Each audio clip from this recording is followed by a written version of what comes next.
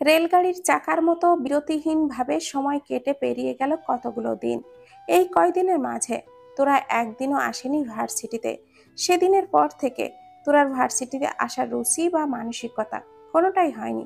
আবার দিন কয়েক শরীরটাও ভালো যায় না ওর। রুবি খাতুন এক প্রকার জোর করেই রেখেছে বাড়িতে, যদিও তার নিজেরই ইচ্ছে ছিল না। আজ ভার্সিটির গেটের সামনে 5 মিনিট ধরে দাঁড়িয়ে আছে তোরা।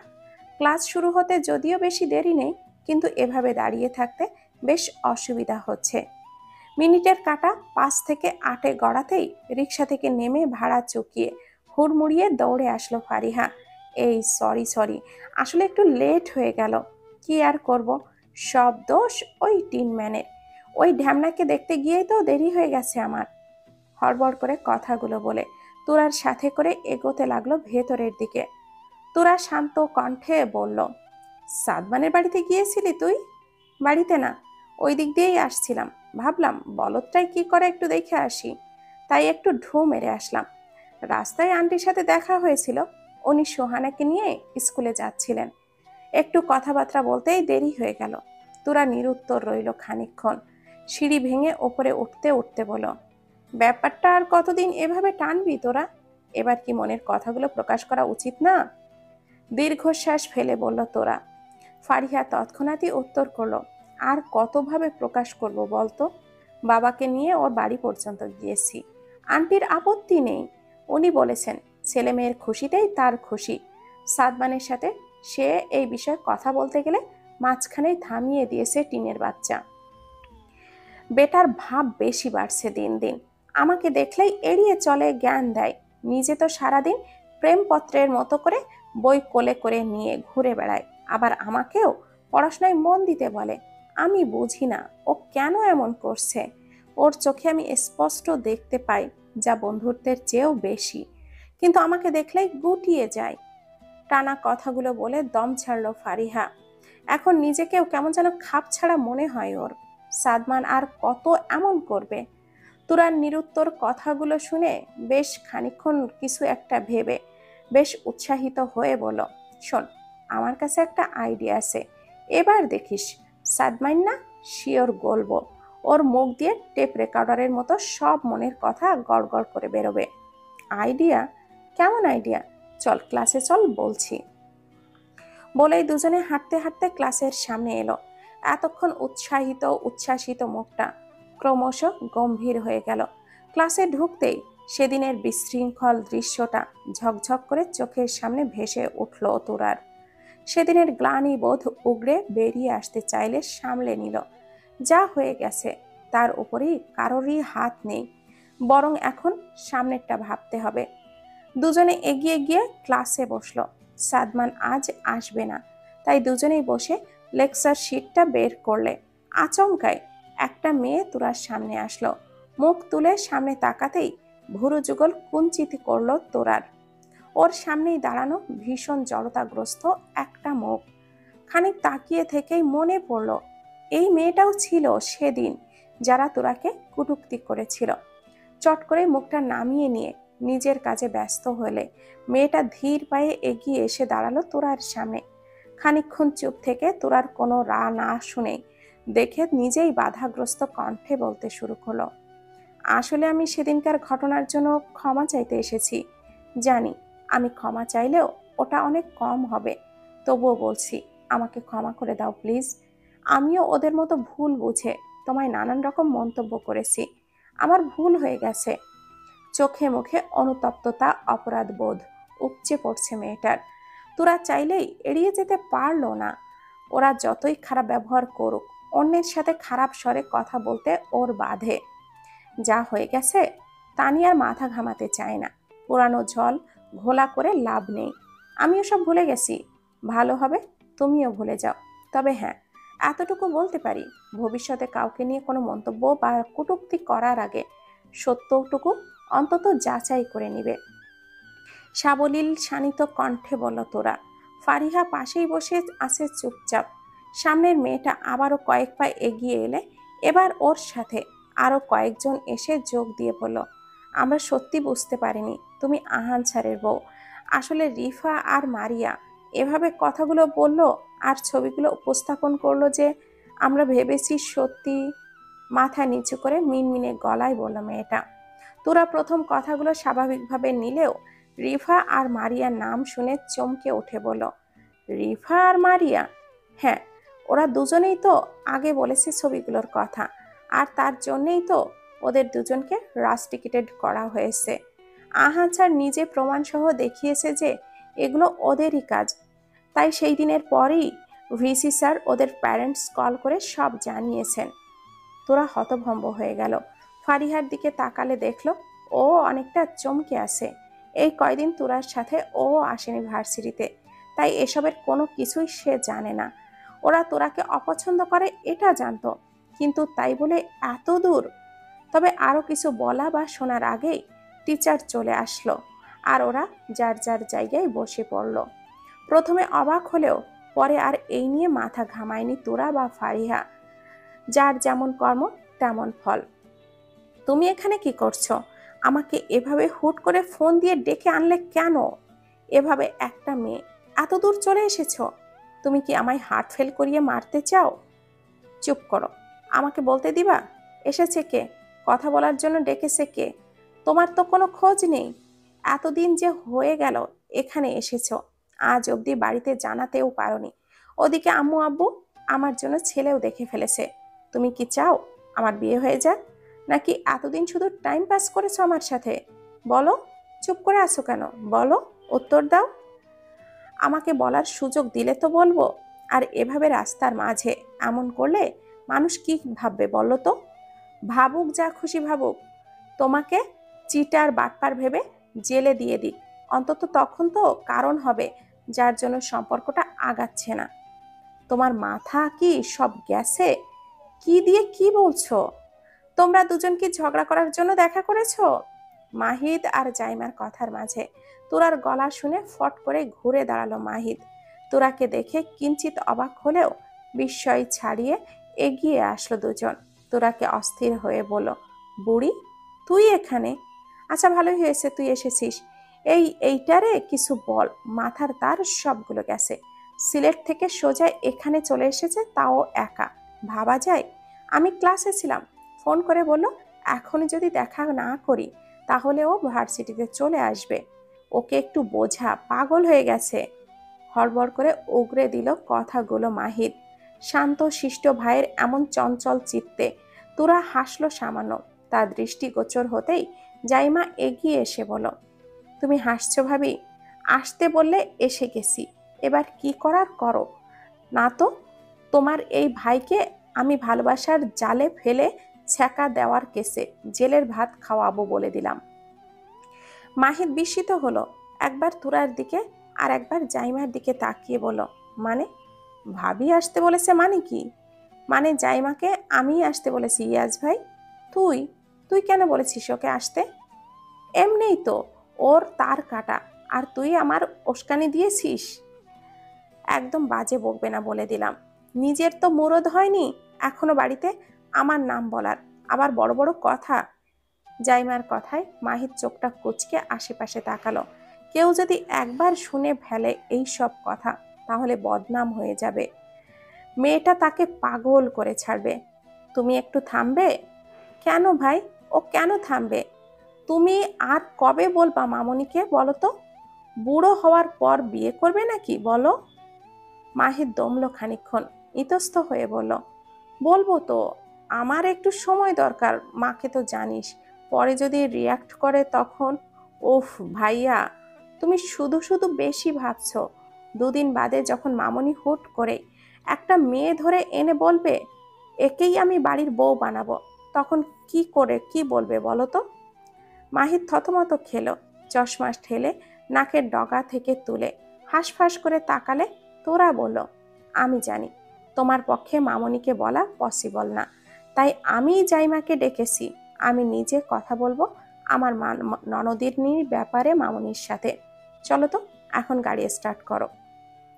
মাহিদ হক চকিয়ে উঠল, বিব্রত স্বরে বলল, মানে কোথায় যাবি তোরা? তোরা না, আমরা। আমি নিজে কথা বলবো মামনির সাথে, না তো আমরা নিজেই চলে যাচ্ছি। কিন্তু তখন আমরা দুজন শুধু কথা বলবো মামুনির সাথে। সোফায় বসে 2 হাত কোলের ওপরে রেখে জহুরির দৃষ্টিতে তাকালো সামনে বসে থাকা 3 বান্দার দিকে। মাঝখানে তোরা, বা পাশে জাইমা, আর ডান পাশে মাহিদ। তাহমিনা বারংবার অবাক হচ্ছে মাহিদের অবস্থা দেখে। একটু পর পর কপালের ঘাম মুছছে আর হাঁসফাঁস করছে।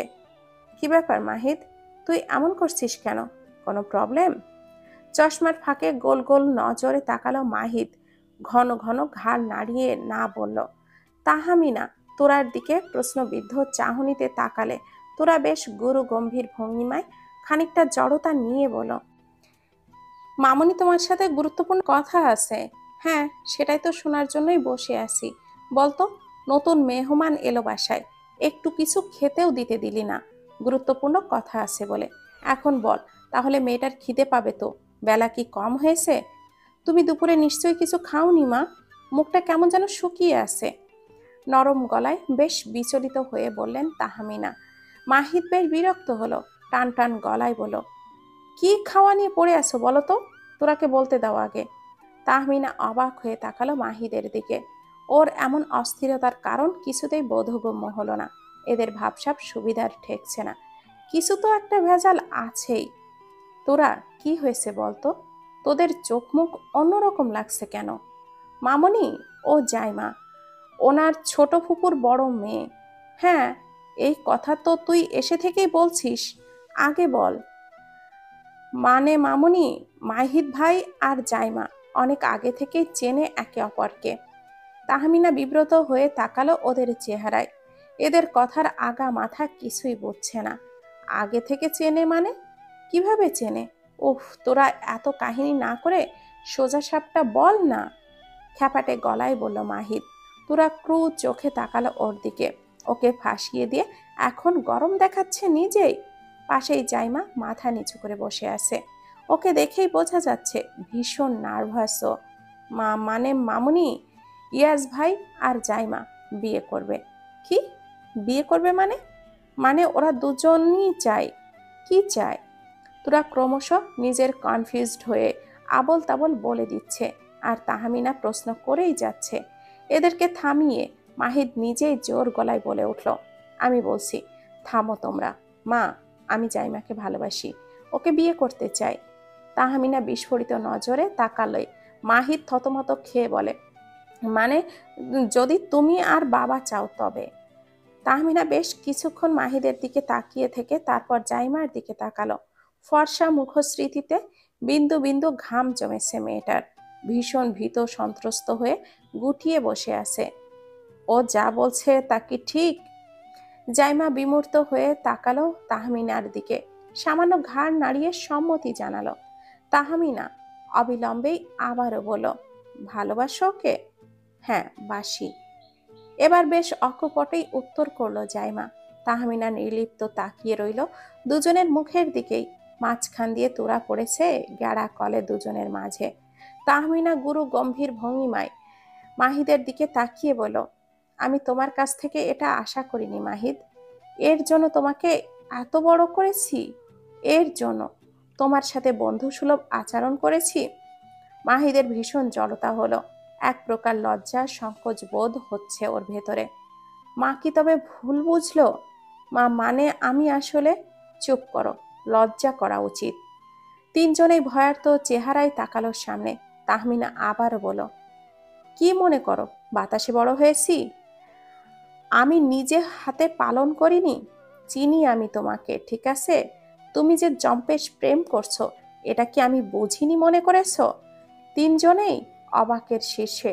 তখন আবারও তাহমিনা বলল, বেশ কয়েকদিন ধরেই তো বলতে চাচ্ছ, কিন্তু সাহস করে উঠতে পারোনি কেন মাহিদ? আমাকে কি তোমার টিভি সিরিয়ালের জল্লাদ মা বলে মনে হয়? তুমি কাউকে ভালোবাসো, এটা জানতে পারলে কি আমি তোমাকে অন্য কোথাও বিয়ে করিয়ে দিতাম, নাকি বকতাম? তুমি কিনা শেষে একটা মেয়েকে এত দূর থেকে টেনে এনেছো কষ্ট করিয়ে, আবার ছোট বোনকে দিয়ে বলাচ্ছ। লজ্জা করা উচিত তোমার। এই, তুমি ভার্সিটির লেকচারার হয়েছো? মাহিদের কথায় খেই হারিয়ে ফেলেছে। কি দিয়ে কি বলবে সব গুলিয়ে গেছে। তার মা যে এমন একটা অভিব্যক্তি করবে ভাবতেও পারেনি। তোরা আর জাইমাও হাঁ করে তাকিয়ে আছে ওর দিকে। তাহমিনা তোরার দিকে তাকিয়ে বলো, হ্যাঁ রে, তুই অন্তত আমাকে বলতে পারতিস। আমি কি এতই পর হয়ে গেছি তোদের কাছে? না মামুনি, তুমি ভুল বুঝছো। থামো, বোঝা হয়ে গেছে আমার। বলেই উঠে জাইমার পাশে গিয়ে বসলো। ওর থুতনিতে হাত রেখে বললেন, আর এই যে তুমি, তোমাকে আমি দেখেই চিনতে পেরেছি। আমার হতচ্ছাড়া ছেলে ফোনের ওয়ালপেপারে তোমার ছবি রাখতে পেরেছে, অথচ মাকে মুখ ফুটে বলতে পারেনি। মাহির তড়িৎ গতিতে মুখ ফিরিয়ে নিল। তখনই তারই কেমন যেন লজ্জা আর অস্বস্তি কাজ করছে। তার মানে মা খেয়াল করেছিল সবকিছু। নিজের মাথা নিজেরই চাপড়াতে ইচ্ছে হলো মাহিদের। মামুনি, তুমি সব জানতে? সবার কি করে জানবো? ছেলের চকচক করা মুখ, ফোনের সামনে একটা মেয়ের ছবি দেখেই তো বুঝেছি। কতবার বলতাম তোর কোনো পছন্দ থাকলে বল, বিয়ের বয়স তো হয়েছে। উনি সাধু ছেলের মতো প্রত্যেকবারই বলতো, না মা, তেমন কিছু না। তোরা ফিক করে হেসে দিল। মাহিদের মুখটা দেখে ভীষণ হাসি পাচ্ছে ওর। আর জাইমা তো চোখ মুখ শুকিয়ে জড়ো হয়ে আছে। তাহমিনা জাইমাকে উদ্দেশ্য করে বলল, তুমি সিলেট থেকে একাই এসেছো? বাড়িতে কেউ কিছু বলেনি? গ্রুপ ট্যুরের নাম করে এসেছি, মিনমিনিয়ে বলল জাইমা।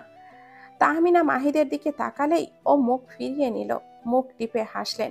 প্রতিউত্তর না করে উঠে রান্নাঘরের দিকে যেতে যেতে বলেন, সেসব পরে হবে, বেলা অনেক হয়েছে। তোরা ফ্রেশ হয়ে আয়, আমি খেতে দেই। তোরা মাহিদকে খোঁচা দিয়ে আবারও হাসলো। জাইমাকে সাথে নিয়েই ঘরের দিকে গেল ফ্রেশ হতে। বাড়ি আসতে আসতে বিকাল গড়িয়ে গেল তোরার। তাহমিনা অনেক করে বলেছিল আজকের দিনটা থেকে যেতে, কিন্তু বাসায় তো বলে আসা হয়নি, এই জন্য থাকলো না। তড়িঘড়ি করে রিক্সা থেকে নেমে বাড়ি ঢুকে সোজা ঘরের দিকে গেল। ব্যাগটা রেখেই তোয়ালে আর জামা কাপড় নিয়ে ওয়াশরুমের ভেতরে ঢুকে পড়ল।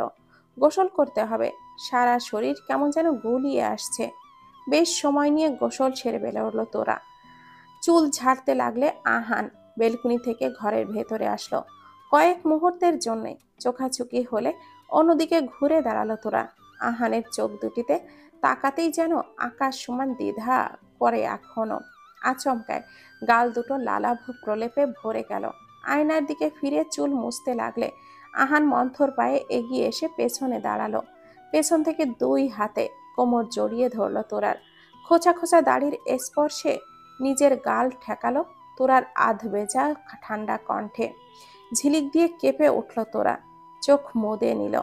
আহান আরো গভীরভাবে জড়িয়ে ধরল, ভরা গলায় বলল, এত দেরি কেন করলে বলো তো? অপেক্ষা তো করেছিলাম আমি। ভীষণ আবেদনময়ী শোনালো আহানের গলা। তোরা ভার হয়ে আসা চোখের পাতাটা খুলে তাকালো আয়নার দিকে। গলায় মুখ গুজে দাঁড়িয়ে আছে আহান। লোকটাকে যেন আরো সুন্দর লাগছে, বয়স যেন কমে যাচ্ছে দিন দিন। মোহনীয় নজরে তাকিয়ে থেকেই তোরা বলো, মামুনির বাড়িতে গিয়েছিলাম। হুম, মাহিদ টেক্সট করেছিল। তোরার গলায় মুখ ঘষে বলল আহান। তীব্রভাবে কেঁপে খামছে ধরল তোরা আহানের হাত। কাপা কাপা কণ্ঠে বলল, সারুন। হুম, এই কয়দিন খুব ব্যস্ত ছিলাম, সময় দিতে পারিনি। তুমি কি রাগ করেছ বউ? সারা বদনে শীতল স্রোত বয়ে গেল তোরার। আহানের নেশাগ্রস্ত কণ্ঠ শুনলে মনের মধ্যে ভেদ করে যাচ্ছে তার সমস্ত সত্তা। তোরার উত্তর না পেয়ে আহান আবারও বলল, সরি বউ, এই যে এখন আছি তো, এক চুলও ছাড়ছি না। ছাড়ুন না প্লিজ, মা ডাকবে আমাকে, বাড়িতে কেউ নেই। ভুরু যুগল কুচকালো তোরা। ঘাড় ঘুরিয়ে সামনে ফিরে বলো, কোথায় গেছে সবাই? মা দিদুন আপিকে আনতে গেছে, ওর শরীরটা নাকি খারাপ। তুমি ও বাড়িতে আসো বলেই আমাকে ফোন দেয়নি। বলেই তোরাকে সাথে নিয়ে ঠাস করে বিছানায় শুয়ে পড়ল। তোরা উঠতে লাগলেই হুট করেই আহান বরফ ভেজা গলায় বলে উঠল, আই লাভ ইউ তোরা, I love you every moment. সারাটা জীবন ধরে বাসবো, অনেক বেশি ভালোবাসবো তোমায়। আমার জীবনে অনাকাঙ্ক্ষিতভাবে পাওয়া সবচেয়ে মূল্যবান উপহার হচ্ছ তুমি। সারা জীবন তোমাতেই মিশে থাকতে চাই। বলেই তোরার বুকে খুব গভীর স্পর্শে দীর্ঘ চুম্বন এঁকে দিল।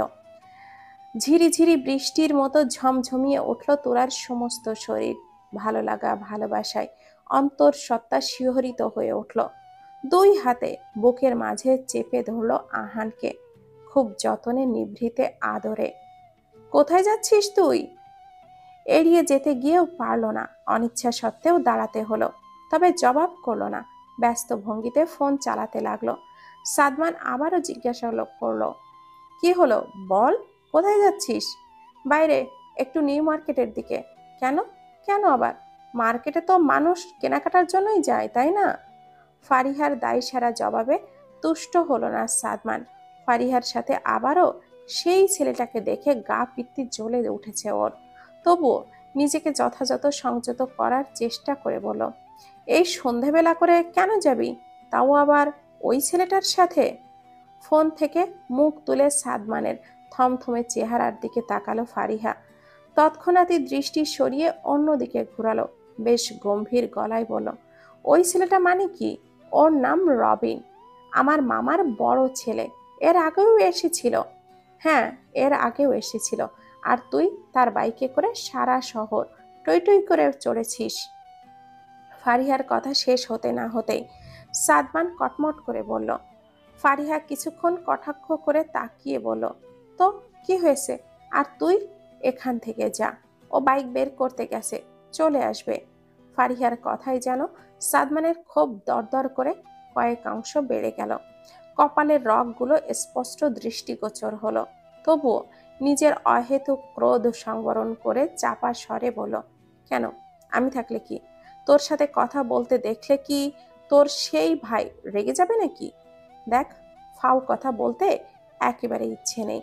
তুই যেই কাজে এসেছিস যা, আমি চাই না কোনো ঝামেলা হোক। এবার আর সাদমান নিজেকে সংযত করে রাখতে পারল না। কি সব বলছে ফারিহা? ওর সাথে কথা বলতে দেখলে ছেলেটা ঝামেলা করবে কেন? সাদমান ফারিহার সাথে কথা বলবে, এতে ওর কি? ঝামেলা কেন হবে? আমার সাথে কি এর আগে কথা বলিসনি তুই? আর আমার সাথে কথা বলবি, এতে ওর কি? কে হয় ও তোর? প্রায় এক প্রকার চিৎকার করে বলল সাদমান। ফারিহা স্তম্ভিত সাদমানের এহেন রূপে। এতটা উত্তেজিত ওকে আগে দেখেছে বলে মনে হয় না। নিজের উৎকণ্ঠা ভেতরে দমিয়ে শান্ত গলায় বলল, দেখ, এটা বাড়ি, সবাই আছে, এভাবে চেঁচামেচি করবি না। ও আমার যাই হোক, সেটা আমার পার্সোনাল ব্যাপার, তোকে তো আর জানাচ্ছি না। তাহলে সমস্যা কোথায় তোর? বলেই আর কিছু বলার বা শোনার প্রতীক্ষা না করে গেটের সামনে গিয়ে দাঁড়ালো। ততক্ষণে ওর মামাতো ভাই গ্যারেজ থেকে বাইকটা বের করে এনেছে।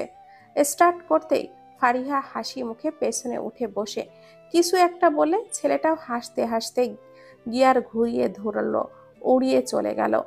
সাদমান হতবিহ্বল হয়ে তাকিয়ে রইল ওর যাওয়ার পানে। ফারিহা গত এক সপ্তাহ ধরেই কথা বলছে না ওর সাথে। যদিও তার কারণ সাদমানের নিজেরই উপেক্ষা। বারবার ফারিহাকে এড়িয়ে চলতো, পিছু ছাড়তে চাইতো। কিন্তু এখন যখন ফারিয়া নিজে থেকে তাকে এড়িয়ে চলছে, ব্যাপারটা একেবারেই সহ্য হচ্ছে না ওর। আর রবিন নামের ছেলেটার সাথে ফারিহার এমন মেলামেশা একেবারেই দেখতে পারছে না। খানিকক্ষণ স্থির দাঁড়িয়ে থেকে মন্থর পায়ে হাঁটা ধরলো বাড়ির ভেতরে। এমনিতেই দেরি হয়ে গেছে। রিমঝিমকে আর এখন পড়ানো একেবারেই ইচ্ছে নেই, কিন্তু কিছু করারও নেই। মৃদু মন্দ পদক্ষেপে বাড়ির ভেতরে গিয়ে বসে পড়ল ঘরটাতে। রিমঝিম আগে থেকেই খুব বই খুলে বসে আছে। মেয়েটা এখন আর আগের মতো জ্বালায় না, খুব বেশি না হলেও পড়ালেখাতে বেশ উন্নতি হয়েছে। সাদমান অতিরিক্ত কোনো শব্দ খরচ না করে চুপচাপ পড়ানো শুরু করলো। ঘন্টাখানেক সময় অতিবাহিত হলে রিমঝিম ওর চিকন কণ্ঠে প্রশ্ন করলো, স্যার, আপনি কি অসুস্থ? নীরবে মাথা নাড়িয়ে না সূচক জবাব দিল সাদমান।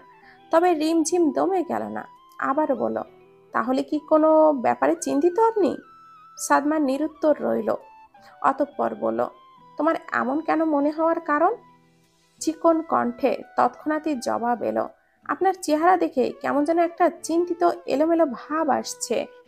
আর আপনি একটা অঙ্ক ভুলও করিয়েছেন, এই যে দেখুন।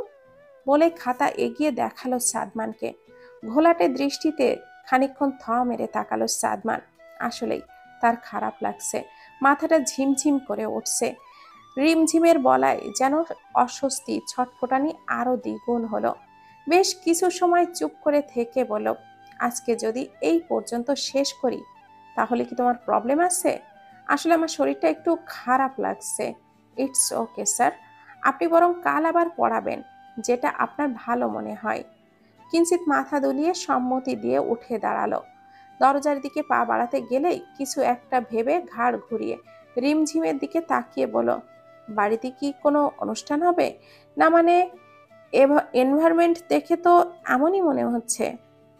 কেন স্যার, আপনাকে আপু বলেনি রবিন ভাই আর ফারিহা আপুর এঙ্গেজমেন্ট কাল?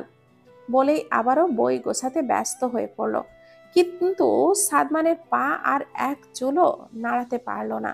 গলা থেকে শুরু করে সারা শরীরে তরতর করে প্রখর জ্বলন ছড়িয়ে গেল। প্রচণ্ড তৃষ্ণায় কাটকাট হয়ে এলো গলা। কিন্তু অদ্ভুতভাবে এমন রুক্ষ অনুভূতিতেও তার হাত পা কেমন যেন জমে এলো। বহু কষ্টে পা তুলে আস্তে ধীরে আগালো। ঢুলু ঢুলু পায়ে সিঁড়ি বেয়ে নেমে রাস্তার সামনে দাঁড়াতেই একটা রিক্সা দাঁড় করালো। সে সবসময় হেঁটে যাতায়াত করে, কিন্তু আজকে যেন শরীরের সমস্ত শক্তিটুকুও ফুরিয়ে গেছে। রিক্সা চলতে শুরু করলে কি একটা মনে করে রিক্সা চালককে নিউ মার্কেটের সামনে দিয়ে যেতে বলল। আর হলোও তাই, ঠিক যেটার আশঙ্কা করেছিল। টপ টপ করে কপাল বেয়ে ঘাম ঝরে পড়ল। তার সামনেই ফারিহা রবিনের হাত ধরে একটা শাড়ির দোকান থেকে বেরোচ্ছে, মুখ জুড়ে অমায়িক হাসি। এমনটাই তো চেয়েছিল সাদমান। তবুও বুকের ভেতর কেমন যেন চিনচিনে ব্যথা শুরু হলো। আর এই মুহূর্ত অবলোকন করতে পারল না সে দৃশ্য। চালককে দ্রুত চালাতে বলে বাড়ির সামনে আসতেই ভাড়া চকিয়ে এগিয়ে গেল সিঁড়ির দিকে। কিন্তু শরীর যেন আর চলল না। টলমল পায়ে 2 কদম বাড়াতেই শরীরের ভার ছেড়ে দিল। ধপ করে পড়ে গেল সিঁড়ির মুখে। কি বলিস, শেষে কিনা আমাদের জাইমা আর মাহিদ? এটা তো কল্পনাতেও ভাবিনি রে। তুমি কি কথা বলছো? আমি যেদিন প্রথম ওদের একসাথে দেখেছিলাম সেদিনই তো আমার পায়ের তলা থেকে মাটি সরে গেছে। শেষে কিনা বিলাতি ফিরিঙ্গি আর সিলেন্টিয়াম আর উপজিতি একসাথে, তাও আমার মাখো মাখো প্রেম! বলে খিলখিলিয়ে হেসে উঠল তোরা।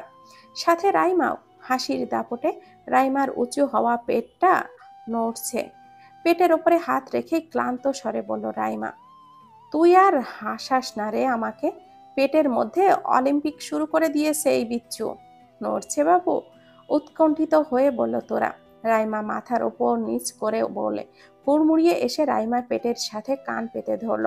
কিছুক্ষণ কান পেতে চেপে ধরে খিলখিলিয়ে হেসে উঠল। ওমা, ছেলে কি বলল? যে মামনি খিলখিল করে উঠল একেবারে। হুম, সে অনেক গুরুত্বপূর্ণ কথা আপু, তোমাকে বলা যাবে না, তাই না ঘাপসু? বলেই আলতোভাবে রাইমার পেটে হাত বুলিয়ে দিল।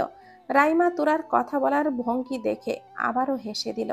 কিন্তু বসার ঘরে ওদের দুজনের পাশে আরো একজনের উপস্থিত।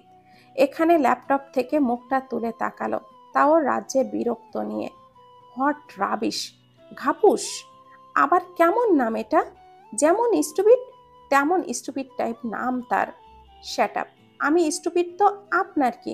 মাস্টার ডিগ্রি করছেন, সেটাই করুন না। এদিকে মেয়েলি কথায় কান দিতে বলেছে কে আপনাকে? কটমট করে বলল তোরা। রাইমা মুখ টিপে হাসছে ওর কথা শুনে। আবারও দুজনের ফাঁসুর ফুসুর গল্প শুরু হলো। ছোট ছোট চোখ করে এক দৃষ্টিতে তাকিয়ে থাকলো আহান তোরার দিকে।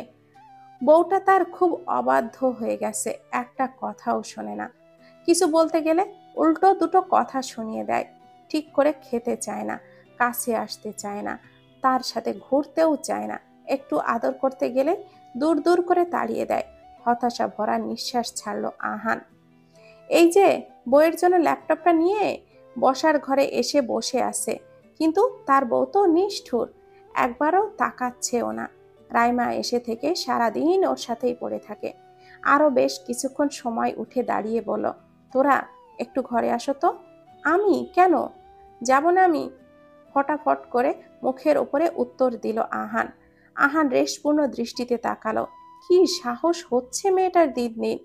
তাকে গনেই না এখন আর। দাঁতে দাঁত চিপিয়ে বলল, 2 মিনিটের মধ্যে ঘরে আসো তোরা, বলে সিঁড়ি বেয়ে ওপরে উঠে গেল। রাত 12টা বাজতে চলো, অথচ মেয়েটার ঘরে আসার নামই নেই। আবার মুখের উপরে বলে যাবেও না। এখন তো কিছু বলাও যাবে না, একটু কিছু বললেই কেঁদে দেয়, দূরে দূরে থাকে। আহানের ভীষণ আক্ষেপ হতে শুরু করলো। বউটা তার পাল্টে গেছে, আগের মতো পিছে পিছে লেগে থাকে না। এমন তোরাকে একেবারেই ভাল লাগছে না আহানের। এসব ভাবতে ভাবতেই হুট করে রাগ হলো আহানের ভীষণ। ল্যাপটপটা সোফার উপরে ছুঁড়ে মেরে গগনচুম্বী উচ্চ স্বরে চিৎকার করলো, তোরা! আকস্মাৎ এমন চিৎকারে কেঁপে উঠল তোরা। হকচকিয়ে উঠ পড়ে তাকালে রাইমা বলল, ভাই মনে হয় রেগে গেছে। তোরা তুই যা, ওর তো কিছু দরকারও হতে পারে, তুই এক্ষুনি যা। তোরাও আর দ্বিমত করলো না, দ্রুত পায়ে হেঁটে ঘরে গেলেই আহানের অগ্নিদৃষ্টির শিকার হলো। কটমট চোখে তাকিয়ে আছে ওর দিকে। এবার বেশ ভয় ভয় হলো তোরার। মৃদু পায়ে এগিয়ে এসে বলো, কি হয়েছে, কিছু লাগবে? আহান ভীষণ শক্ত চোখে তাকিয়ে থেকে ওর হাতের কবজিটা ধরে এক টান দিয়ে বসালো কোলের ওপরে। তোরার গাল চেপে ধরে বলো, তোমাকে ডেকেছি না আমি? মুখের ওপরে না বলা শিখেছ খুব, তাই না? তোরা আহানের হাত ছাড়ানোর চেষ্টা করেও পারল না। বাধা গলায় বলো, ছাড়ুন, লাগছে আমার। আর নিজে যখন আমায় রেখে দূরে দূরে থাকো, কাছে ডাকলে আসো না, রাতেও ওই ঘরে গিয়ে ঘুমাও, তখন তখন আমার লাগে না? তোরা কোনো জবাব দিল না। আহানের হাত ছাড়ানোর চেষ্টা করলে এক পর্যায়ে আহান ছেড়েও দিল। তোরাকে কোল থেকে নামিয়ে অন্য পাশে গিয়ে উপুড় হয়ে শুয়ে পড়ল। আর চোখে তাকালো তোরা আহানের দিকে। এবার সত্যি খারাপ লাগছে তার। আহান যে কষ্ট পাবে এটা সে বুঝতে পারেনি। আস্তে ধীরে উঠে দরজাটা লাগিয়ে দিল। খাটে এসে পাশে বসে আহানের দিকে কিছুক্ষণ তাকিয়ে থেকে বলল, শুনুন। জবাব এলো না। তোরা আবারও ডাকলো, কিন্তু আহানের নড়চড় নেই। তোরার ঠোঁট ভেঙে কান্না এলো। সে নিজে দূরে দূরে থাকলেও আহানের একটু এড়িয়ে যাওয়াই ওর সহ্য হয় না। এগিয়ে গিয়ে আহানের পিঠে হাত রাখলো, ধরা গলায় বলল, একটু তাকান না আমার দিকে। তবু আহান নড়ল না। এবার তোরার কান্না আটকাতে পারল না। চোখ বয়ে দুফোঁটা পানি গড়িয়ে পড়লে হাতের উল্টো পিঠে মুছে আহানের পিঠের ওপরে শুয়ে মুখ গুজে দিল ঘাড়ের কাছে। কাঁদো কাঁদো গলায় বলল, এমন করছেন কেন? আমার কান্না পাচ্ছে। আপনি আমার দিক কেন তাকাচ্ছেন না? আপনি আমাকে ভালোবাসেন না আর? বলেই ফুঁপিয়ে কেঁদে উঠল। তোরার চোখের পানি আহানের ঘাড় বেয়ে বুকে গিয়ে পড়ল। এক হাতে তোরার পিঠটা চেপে ধরে ঘুরল আহান, তোরার অবস্থান ঠিক করে ওর বুকের উপরে। এইটুকু সময়ে কেঁদে চোখ মুখ লাল করে ফেলেছে। গাল বেয়ে টুপটাপ করে আহানের বুকে পড়ছে চোখের পানিগুলো। আহান নরম স্পর্শে তোরার গাল মুছিয়ে দিয়ে বলল, কি করলাম আমি? কাঁদছো কেন? আপনি আমার সাথে কেন কথা বলছেন না? আমি বলছি না, নিজে তো এতদিন ধরে আমার থেকে দূরে দূরে থাকো, তখন কিছু না। আর আমি চুপ করে থাকলাম 5 মিনিট হলো কিনা, আর অমনি কান্নাকাটি শুরু হলো। এই জন্য মানুষকে উইকনেস দেখাতে নেই, সবাই সুযোগ নেয়।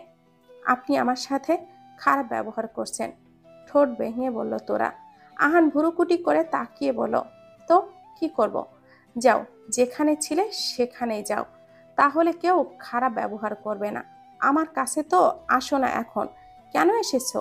এই যে এখন এসেছি, এখন আদর করুন। বলেই আহানের গালে টুস করে একটা চুমু খেলে তোরা।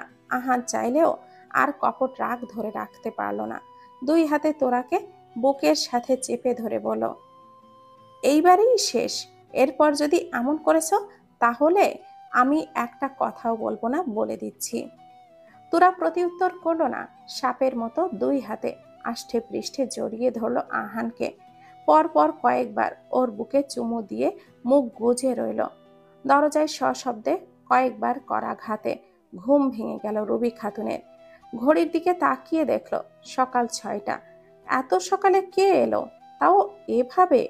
7-5 ভাবতে ভাবতে উঠে দরজা খুলতেই আহানের অবিন্যস্ত এলোথেলো চেহারা দেখে আঁতকে উঠল রুবি। আহানকে কিছু জিজ্ঞাসা করবে তার আগেই ও অস্থির হয়ে বলল, মা মা শীঘ্রই আসো, তোরা কেমন জানি করছে মা, তুমি এক্ষুনি আসো। রুবি সবে মাত্র ঘুম ভেঙে এমন কিছু একেবারেই প্রত্যাশা করেনি। রুবিকে ধাতস্থ হওয়ার সময় না দিয়েই ওর হাত ধরে হাঁটা শুরু করতে নিলেই ইনসাফ মাহবুব বেরিয়ে এসে বলল, কি হয়েছে আহান? তোরার কি হয়েছে? ও ঠিক আছে তো? বাবা, তোরা কেমন জানি করছে, ওর শরীর খুব খারাপ করছে। তুমি এক্ষুনি ডক্টরকে কল করো বাবা। মা চলো না, আমার তোরা কেমন জানি করছে। রুবি ইনসাফ আর এক মুহূর্তও দাঁড়ালো না, ছুটে গেলেন আহানের ঘরের দিকে। ঘরে ঢুকেই আতকে উঠল সবাই। আহান এক ছুটে গিয়ে হাঁটু গেড়ে বসে তোরাকে মেঝে থেকে কোলে তুলে নিল। মা দেখো না, তোরার কি হলো? তোরা তোরা ওঠো, তোরা তুমি তাকাচ্ছ না কেন? চেঁচিয়ে উঠল আহান। তোরার গায়ে আলতো করে কয়েকটা চাপ্পড় দিল। রুবি ইনসাফ তোরার এহেন অবস্থায় আর আহানের এমন অস্থিরতা দেখে প্রচন্ড বিচলিত হলো। রুবি এগিয়ে এসে দেখল তোরার সমস্ত মুখ ফ্যাকাশে হয়ে গেছে। আহান পাগলের মতো তোরার হাত পা ঘষছে। সকালের কড়া রোদ চোখে উপচে পড়তেই ঘুম হালকা হলো, কুঁচকে এলো চোখ। কপাল ভাঁজ করতে গেলে তার ওপর কিছু একটার উপস্থিতি অনুভব করতে পারল। সারা শরীরে ব্যথা ঝিম ধরে আসে।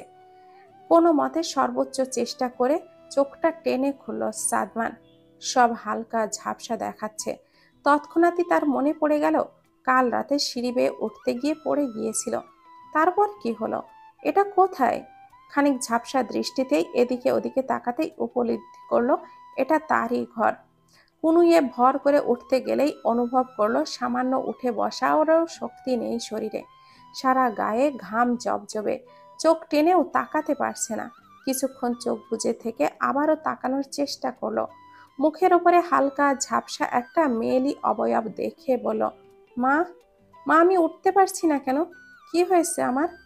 জবাব এলো না, কিন্তু ঝাপসা চোখে হলেও সে স্পষ্ট বুঝতে পারল তার সামনেই বসা তার মা।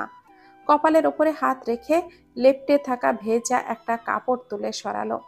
সারা শরীর কেমন যেন জ্বলে উঠছে। সাদমান ক্লান্ত গলায় আবারও বলল, মা, এটা কি আমার ঘর?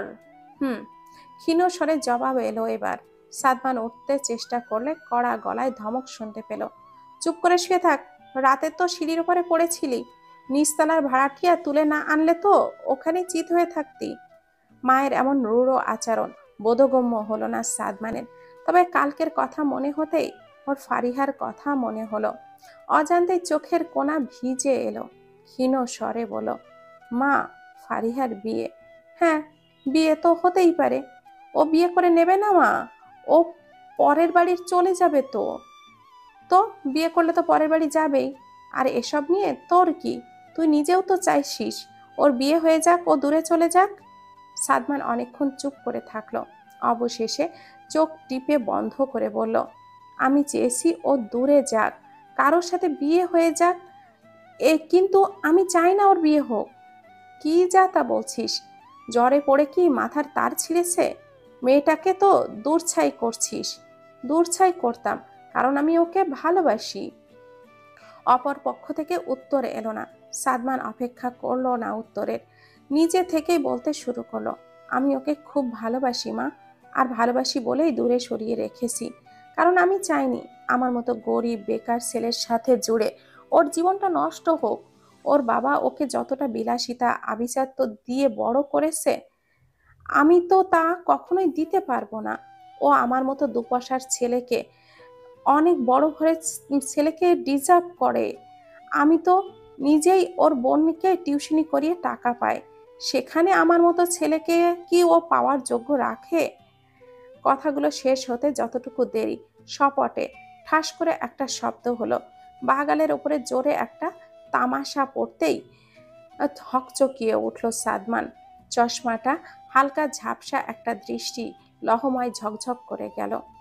কয়েক ঘন্টার ব্যবধানে জীর্ণ শীর্ণ অবস্থা, বিছানার সাথে পাতলা শরীরটা যেন লেপ্টে আছে। জোরে জোরে নিঃশ্বাস ফেলার ফোঁস ফোঁস শব্দ ছাড়া শুধুমাত্র ঘড়ির টিকটিক শব্দটাই কর্ণগোচরে পৌঁছানোর মতো। ঘুমের রেশ কাটার সাথে সাথে নেত্রপল্লবের মৃদু কম্পন দৃশ্যমান। ঘুমটা হালকা হতেই আস্তে আস্তে চোখ খুলে তাকালো তোরা। মাথাটা প্রচন্ড ভারী লাগছে। সারা শরীরে ব্যথার উপস্থিতি টের পাচ্ছে খুব কড়াভাবে। হালকা ঝাপসা চাহনি খুলল বেশ আস্তে ধীরে। প্রশস্ত চাহনিতে তাকালে নিজের একদম সামনেই আহানকে দেখতে পেল। চেয়ারে বসে মাথা এলিয়ে পড়ে আছে। ঘুমাচ্ছে কিনা স্পষ্ট বুঝতে পারল না তোরা। ভুরু যুগল আপনা আপনি কুঁচকে এলো। কুনুইয়ে ভর করে উঠতে গেলে বা হাতে তীক্ষ্ণ যন্ত্রণা অনুভূত হতেই চোখ মুখ খিচিয়ে কিঞ্চিত আর্তনাদ করে উঠল। তোরার স্পষ্ট শব্দে আহানের সবেমাত্র লেগে আসা চোখ খুলে যেতেই তোরাকে আধশোয়া অবস্থায় দেখে তড়িৎ ওর কাছে এগিয়ে গিয়ে আগলে ধরে বলল, লেগেছে তোরা? তুমি উঠতে কেন গেলে? স্যালাইন চলছে তো। আমার কি হয়েছে? এটা কেন লাগিয়েছেন আমার হাতে? আধো আধো গলায় বলল তোরা। আহান এক হাতে খুব সাবধানে তোরাকে শুইয়ে দিয়ে পাশে বসলো। কিছু লাগবে তোমার? মাথা নাড়িয়ে না বলল তোরা। ছলছল চোখে আহানের দিকে তাকিয়ে আবারও বলল, এটা কেন লাগিয়েছেন বলুন না, খুলে দিন, আমার ব্যথা করছে। ভীষণ ক্লান্ত গলায় বলল তোরা। কথার সাথে কণ্ঠনালী কেঁপে উঠল। কয়েকদিন ধরেই অসুস্থতার দরুন আগে থেকেই শরীরটা ভীষণ দুর্বল ছিল, আর কাল রাতের মধ্যে আরো কয়েক ধাপ মিয়ে গেছে যেন। তোরা নিষ্পলক তাকিয়ে থাকলেও আহান প্রত্যুত্তর করল না। খুব যত্ন সহকারে তোরার হাত নিচের একটা বালিশ রেখে বলল, নড়াচড়া করবে না, এটা কিছুক্ষণের মধ্যেই শেষ হয়ে যাবে। এক্ষুনি খুলে দিন, আমার লাগছে, এটা রাখবো না আমি। আহান লাল হয়ে আসা ক্লান্ত চোখে তাকালো তোরার দিকে। বেশ খানিক সময় নিয়ে তাকিয়ে থেকে চোখটা সরিয়ে নিয়ে বলল, আর একটু পরেই খুলে দিচ্ছি। তোরার অভিমান হলো, কিঞ্চিত ভয় কাজ করলো অন্তরস্থলে। ওর হাতে স্যালাইন কেন লাগিয়েছে? কি হলো ওর? বেশ অনেক দিন ধরেই শরীরটা তার খারাপ। কাল রাতে হুট করে ঘুমের মাঝেই গাটা গুলিয়ে উঠল। ঘুম ভেঙে ছুটে ওয়াশরুমে ঢুকতেই গড়গড় করে বমি করে ফেলল। আহান টের পেলে এগিয়ে এসে ওকে ধরে ঘরে আনলে মাথাটা ঘুরিয়ে উঠল। সারা শরীরে কেমন যেন কম্পন ধরেছিল। পর পর 3 বার করে বমি, শরীরের সমস্ত শক্তিও যেন নিঃশেষ হয়ে গেছে। গা গুলিয়ে পড়ে যেতে নিলেই আহান ওকে বসিয়ে রুবিকে ডাকতে গেলে তোরার আবারও মুখ ভরে বমি আসে। কোনো মতে শরীরটাকে এগিয়ে ওয়াশরুম পর্যন্ত নিলেও বিছানা অবধি ফিরতে পারেনি। মাথাটা কেমন যেন ঝিমঝিম ধরে সারা শরীর অবশ করে দিল। এরপর আর কিছুই মনে পড়ছে না তোরার। ঘুম ভেঙে নিজেকে বিছানাতে হাতে স্যালাইনের সুচ বিদ্ধ অবস্থায় পেল। আহানের চোখ মুখ শুকিয়ে আছে। ও কিছুই বলছে না কেন? কি হয়েছে তোরার? অযাচিত ভয়ে ভেতরটা গুমড়ে আসলেই বুদ্ধিহীনের মতো বলল, আপনি কথা বলছেন না কেন? কি হয়েছে আমার? আমার কি কঠিন কোনো অসুখ করেছে? আমি কি মরে যাব? বলুন না, চুপ করে আছেন কেন? তোরার ক্লান্ত গলাটা যেন বেশ জোরালো শোনালো আহানের কাছে। কিন্তু ওর এই প্রশ্নের উত্তর কি দেবে ওর মাথায় আসছে না। বিভ্রান্তের মতো স্থির দাঁড়িয়ে রইল খানিক। কোনো উত্তর না দিয়েই ঘর থেকে বেরিয়ে গেল গটগট করে। তোরা আহানের যাওয়ার পানে অসহায় চোখে তাকিয়ে রইল। বুক ফেটে কান্না আসছে। হাজারো বেহিসাবি চিন্তা মাথার ভেতরে ঘুরপাক খাচ্ছে। অনিচ্ছা সত্ত্বেও ভেতরটা অস্থির হয়ে উঠল খুব। তীব্র জ্বরের তোপে লাল হয়ে আসা চোখে মুখে রাজ্যের বিস্ময় নিয়ে তাকিয়ে আছে সাদমান। বার কয়েক পলক ঝাপটালো, কিন্তু সামনের দৃশ্যের কোনো পরিবর্তন নেই। স্পষ্ট দেখতে পাচ্ছে সাদমান ওর সামনে বসে থাকা ফারিহাকে। কিন্তু ও এখানে কিভাবে? এত সকালে ও কি করে এলো? আর সে নিজেও বা এখানে কি করে এলো? কিছুই বুঝতে পারছে না। পুরো মাথাটা গুলিয়ে জগা খিচুড়ি হয়ে গেছে। ফারিহা কোনো নড়াচড়াহীন স্থির তাকিয়ে আছে সাদমানের দিকে। বিব্রতকর চেহারায় নিজের গালে হাত রাখলো সাদমান। বাঁ পাশের গালটা এখনো জ্বলছে। তার মানে থাপ্পড়টা সত্যি খেয়েছে, স্বপ্ন নয়। আগা মাথা কিছু বুঝতে না পেরে সাদমান গলা উঁচিয়ে চেঁচিয়ে বলল, মা, আমার ঘরে আসো, ভয় করছে আমার। সাদমানের কথা শেষ হতে যতটুকু দেরি, ফারিহা ঝড়ের বেগে উঠে এসে পাশ থেকে একটা খাতা তুলে ধূপধাপ কয়েকটা পিঠের উপরে বসিয়ে ঝাঁঝালো গলায় বলল, আরেকবার ম্যামা করবি তো ছাগলের সাথে বেঁধে রেখে ঘাস খাওয়াবো তোরে। একেবারে আকাম্মা খাসটার বংশধর। সকালবেলা করে এসে রিলিফের মালের মতো করে কয়েক ঘা বসাই দিলি, আবার আমার গুষ্টি তুলে কথা বলছিস? এক হাত দিয়ে গা ডলতে ডলতে মুখখানা ফুলিয়ে ফুসকা বানিয়ে বলল সাদমান। আরো কিছু বলতে গেলেও ফারিহার অগ্নিশর্মা চোখ দেখে কিছু বলার সাহস করল না। রাত করে সিঁড়ির ওপরে চিত হয়েছিলি কেন? হ্যাঁ, মরে পড়ে থাকতে ইচ্ছে করছিল? খাটের এক কোনায় পড়ে থাকা ভেজা জলপট্টি দেওয়া কাপড়টা তুলতে তুলতে বলল ফারিহা। সাদমান গম্ভীর মুখ করে বলল, সেটা আমার ব্যাপার, তোকে ভাবতে হবে না। তুই সাত সকাল করে আমার বাড়িতে আমার ঘরে কেন এসেছিস? তোর নাকি বিয়ে? হ্যাঁ, বিয়ে। বিয়ে হবে বলেই তো আমি বাড়ি থেকে বের হতে পারবো না। ফারিহার দায়সারা উত্তরে সাদমানের ভীষণ রাগ হলো। সে তো আশা করেছিল ফারিহা হয়তো বলবে এই খবর মিথ্যা, কোনো বিয়ে ঠিক হয়নি তার। সাদমানের রুষ্টতা আরো বাড়িয়ে দিয়ে ফারিহা ওর হাতটা সামনে ধরে বলল, এই দেখ, আমার এঙ্গেজমেন্ট রিং, সুন্দর না? বাড়ি যা, তোর রবিন ভাই তা তোকে না দেখলে উল্টোপাল্টা ভাববে, তাই না? বড় হতে চলেছে আফটার অল। খোঁচা দেওয়ার মতো করে বলল সাদমান। ফারিহা সেই দিকে ধ্যান না দিয়েই বলল, হ্যাঁ তাও ঠিক, কিন্তু যতই হোক তুই তো বন্ধু, বিয়ে করব অথচ তোকে দাওয়াত দেব না, তা তো হতে পারে না। তাই তোকে বলতে এসেছিলাম, কিন্তু এসে দেখি তুই ঘুমের ঘরে কী সব আবল তাবল বকছিস। তাই তো ধ্যান ভাঙতেই কানের নিচে গরম বাতাস করলাম। সাদমানের মেজাজটা তরতর করে বেড়ে উঠল। ধপ করে বিছানা থেকে নেমে চোখ মুছে চশমাটা চোখে পরে বলল, বলা শেষ, এবার আসতে পারিস। আজব তো, তুই এভাবে বলছিস কেন? আমি আসবো কি যাব তাতে তোর কি? আসলে আমারই দোষ। আন্টি যখন বলল রাতে জ্বরে মাথা ঘুরে সিঁড়ির নিচে পড়ে আসছিলি, তখন দয়া হয়েছিল বলেই তো দেখতে এসেছিলাম, কিন্তু তুই তার যোগ্যই না। হ্যাঁ তাই তো, আমি কেন যোগ্য হব? যত যোগ্য ম্যান যোগ্যধারী ওই তো ওই ছ্যাঁচড়া রবিন, তাই তো? দেখ, কথা তোর আর আমার মাঝে হচ্ছে, এসবে ওনাকে আনবি না বলে দিলাম। কেন, খুব লাগছে? দরদ উতলে পড়ছে, তাই না? কি করেছে ও যে এত পেয়ারের মহব্বত উতলে আসছে? তো বলবো, আমি 100 বার বলবো। তোর সাথে কথা বলাটাই ভুল হয়েছে আমার। তুই আসলে জঘন্য ফালতু একটা ছেলে। থাক, আমি যাচ্ছি। তোর সামনে থাকার ন্যূনতম ইচ্ছে আমার নেই। বলেই সাদমানকে পাশ কাটিয়ে যেতে লাগলো ফারিহা। সাদমানের মাথায় যেন রক্ত চড়ে গেল এবার। কাল ওদের দুজনকে একসাথে দেখার পর থেকে মাথাটা গরম হয়ে আছে ওর। তার উপরে ওই রবিন নামের ছেলেটার নাম ফারিহার মুখে শুনে গা পিত্তি জ্বলে উঠেছে সাদমানের। হুট করে পেছন থেকে ফারিহার হাত চেপে ধরে এক টানে নিজের সামনে দাঁড় করালে হিস হিসিয়ে বলো, কোথায় যাচ্ছিস? ওই রবিনের কাছে যাচ্ছিস, তাই তো? আমার হাত ছাড় সাদমান। ছাড়বো না। কাল তো ঠিকই ওই ছেলের সাথে চিপকে যাচ্ছিলি, আজ আমি ধরেছি তো কি ফোসকা পড়ে যাচ্ছে? ও ধরতেই পারে, কারণ ও আমার। আর আমি, আমি কে তাহলে?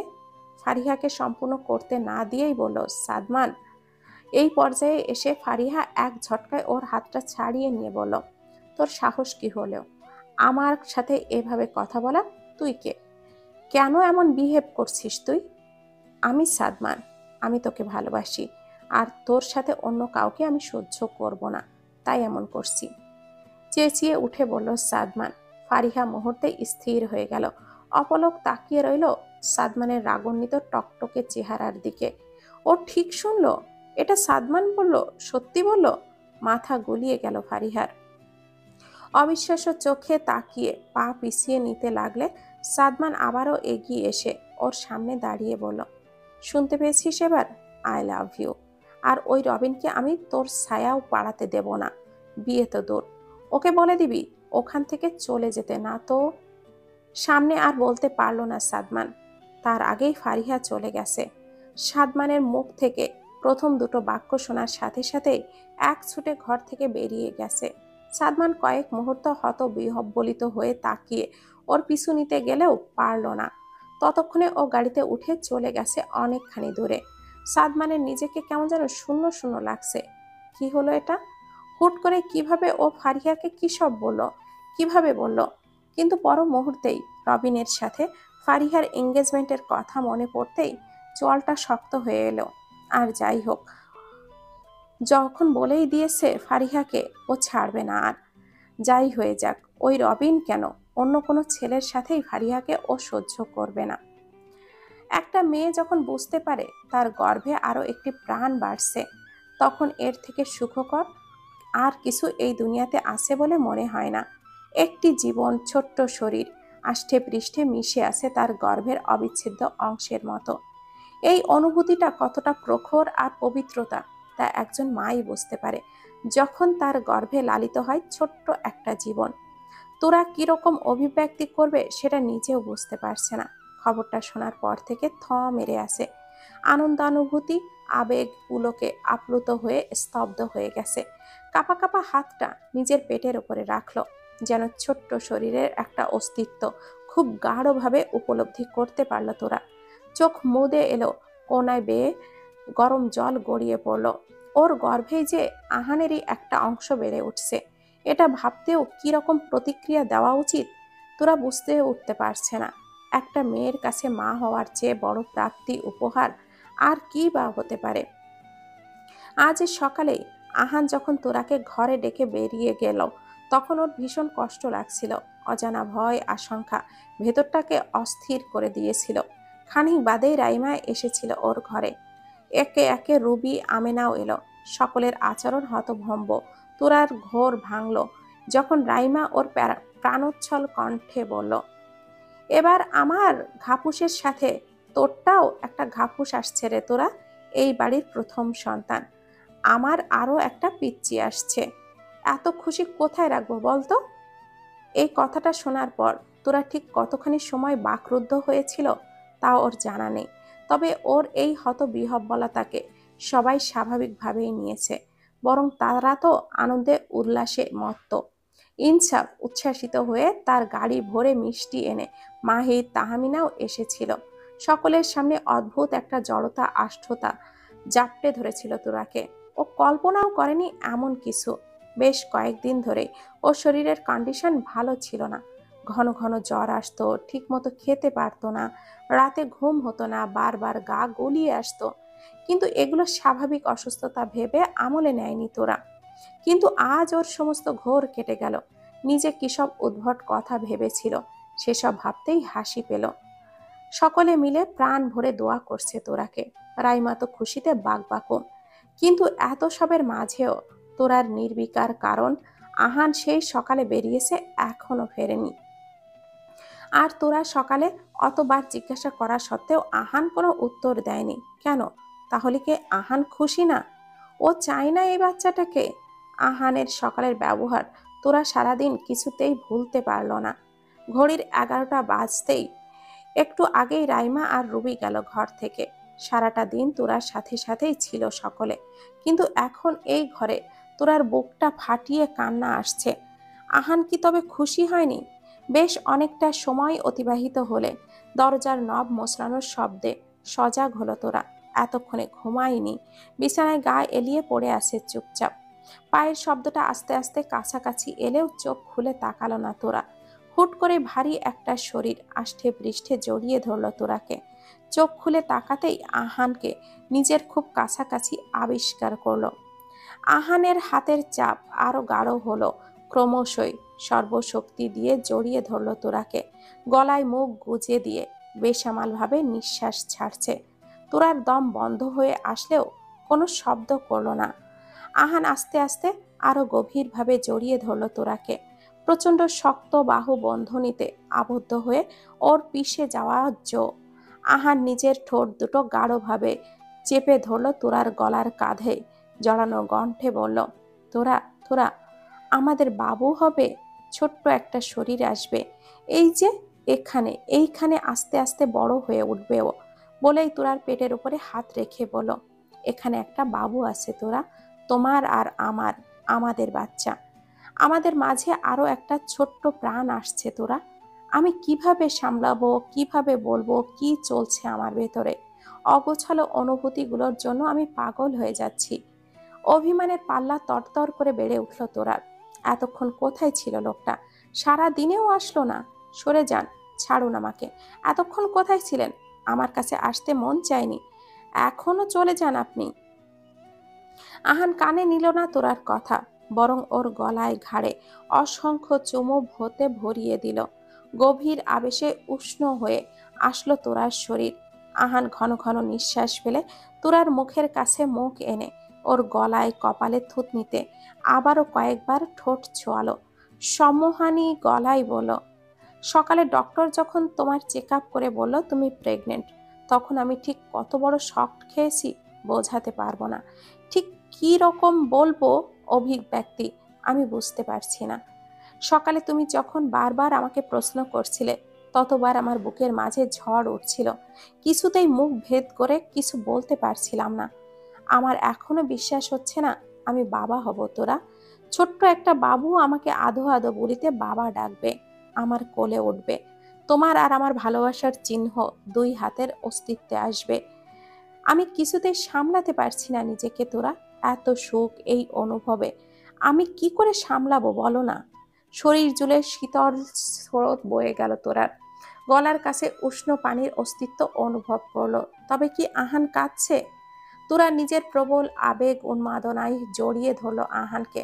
এতক্ষণে সুপ্ত আবেগ সম্বেদন আহানের হৃদয় স্পর্শী বাক্যে আরো উথলে পড়ল। দুই হাতে আহানকে বুকের মাঝে জাপটে ধরে কয়েকবার ঠোঁট ছোঁয়ালো। আনন্দে সুখে ভরে উঠল চরমভাবে বেসামাল হয়ে কান্না মিশ্রিত গলায় বলল, ভালোবাসি মাস্টার মশাই। আপনার মতো বজ্জাত গোমড়ামুখ লোকটাকে অসম্ভব ভালোবাসি আমি। হেসে ফেলল আহান। তোরার ঠোঁটে গভীর একটা চুম্বন এঁকে আবারও বুকের মধ্যে মিশিয়ে রইল। অদ্ভুত সম্মোহনী ভালো লাগা কাজ করছে দুজনের মাঝে। ক্রমেই আরো শীতল হয়ে উঠেছে দুজনের বন্ধন। দুজন মানুষ তাদের ভালোবাসার প্রণয়ে সিক্ত অনুভূতির বেড়াজালে জর্জরিত হয়ে গিয়ে মিশে গেল। হসপিটালের করিডোরে বসে আছে কয়েকটা উদ্বিগ্ন মুখ।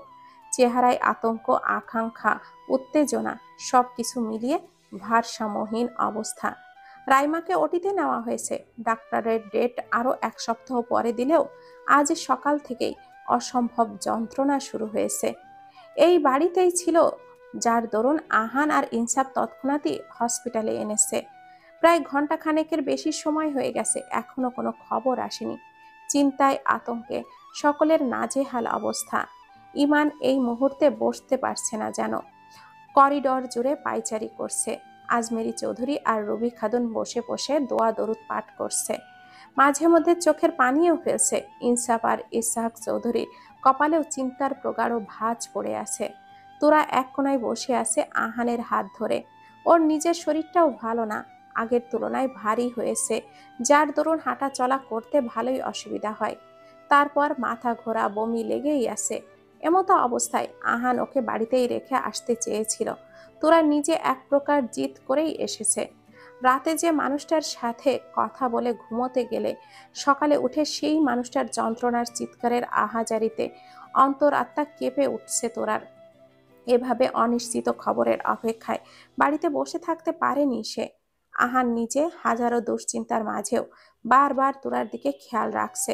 তোরা বসে বসে ফুপিয়ে ফুপিয়ে কাঁদছে।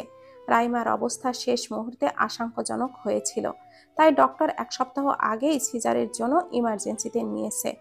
1.5 ঘন্টা পেরিয়ে গেল বাবা, এতক্ষণে সিজারের কাজ শেষ হয়ে যাওয়ার কথা। ডাক্তার বেরোচ্ছে না কেন? আমার রায়ের কিছু হয়নি তো? ইমানের কথা শুনে কপালে ভাঁজ আরো গাঢ় হলো উপস্থিত সকলের। ইসহাক চৌধুরী থতমত গলায় বলল, তুমি অযথাই দুশ্চিন্তা করছো ইমান, কিচ্ছু হবে না রাইমার, আর একটু ধৈর্য ধরো। তবুও ক্ষান্ত হলো না ইমানের মন। অনবরত অস্থির চিত্তে পায়চারি করতে লাগলো। আহান কোনো কথা বলল না, হাঁটুর উপরে কোনোই ভর করে বসে রইল। বোনের অবস্থা ও নিজেকে সামলে রাখতে পারছে না। অবশেষে ওটি থেকে বেরিয়ে এলো ডক্টর। সকলের অপেক্ষার অবসান ঘটিয়ে ডক্টর এক ফালি হাসি মুখে আনন্দিত হয়ে জানিয়ে গেল, রাইমার অবস্থা বেশ ক্রিটিক্যাল হয়ে যাওয়ায় ওটিতে বেশ আশঙ্কাজনক পরিস্থিতি তৈরি হয়েছিল।